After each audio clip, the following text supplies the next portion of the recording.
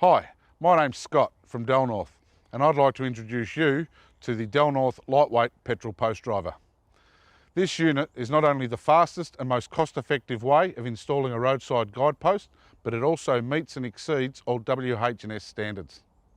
Now I'd like to conduct an installation demonstration with a petrol driver and a Delnorth Steelflex guidepost.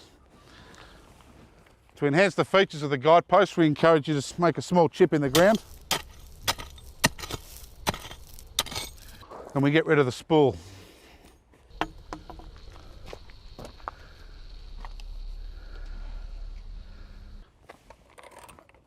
Making sure the kill switch is off the driver. We grab the post and we insert it into the guides of the driver. Using the handle at the back, we bend our knees. You raise the unit. As you can see, the driver's weight is taken 100% by the post, which eliminates any heavy lifting above your waist or your shoulders. Now the driver also comes with a universal trigger. Some people prefer the thumb, some people prefer the trigger action. Once you're in a nice comfortable position and you'd like the guidepost to be installed in this location, you pull the trigger.